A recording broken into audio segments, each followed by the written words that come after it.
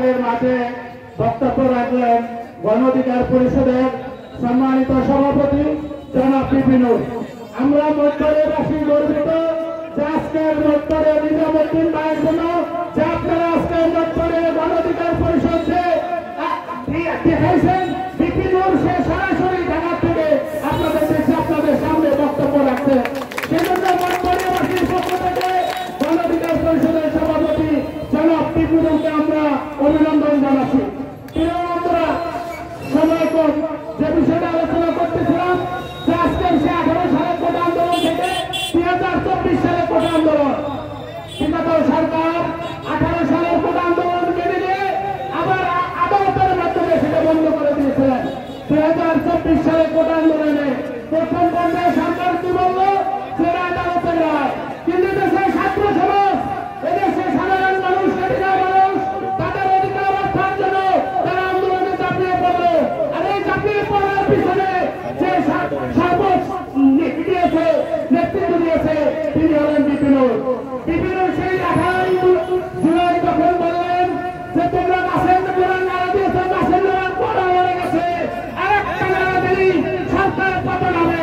সেই দিন রাত্রি বিপিনুরকে গ্রেপ্তার করা হবে বলে সে নির্যাতন করা হয়েছিল, কিন্তু ছাত্র জনতা সেই বিপিনুরের নেতৃত্বে এই সরকারকে হারাতে বাধ্য হয়েছে। তাই প্রিয় বন্ধুরা, আজকে আমার সামনে যে সাংবাদিকরা আছেন আপনাদেরকে বলবো আপনারা কোনো দলের পক্ষে কাজ করবেন না। আপনাদের কলমের কালি শহীদের রক্তের পবিত্র।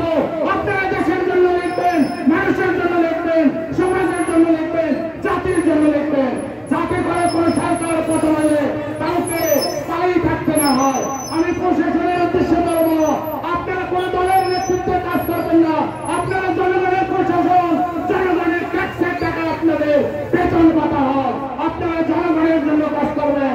আপনারা যদি কোনো লেজর ভিত্তিক দলের কাজ করেন তাহলে 24 সালের মতো আপনাদেরকে পালিয়ে বেড়াতে হবে। প্রিয় বন্ধুরা, আজকের সময় কম, আজকের আরেকটা কথা আমি না বললেই নয়।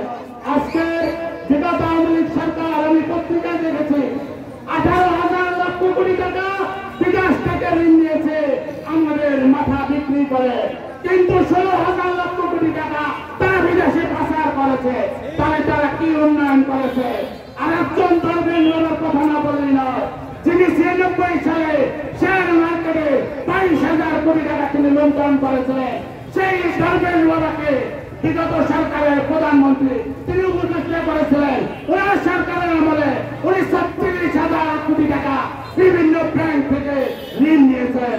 এদেশের মানুষ কি থেকে উন্নতি হবে? আজকের বাংলাদেশে গণ অধিকার পরিষদকে কেন আপনারা ভোট দেবেন, কেন শক্তিশালী করবেন? কারণ দেশের মানুষের কথা গণ অধিকার পরিষদ বলতেছে। আজকে যদি ভারত থেকে আমাদের ন্যায্য ইচ্ছা আদায় করতে হয় তাহলে গণ অধিকার পরিষদকে ক্ষমতায় নিতে হবে, বিপিনুরকে হাতকে শক্তিশালী করতে হবে। সবাইকে আন্তরিক ধন্যবাদ ও মোবারকবাদ। আসসালামু আলাইকুম ওয়া রাহমাতুল্লাহি ওয়া বারাকাতুহু।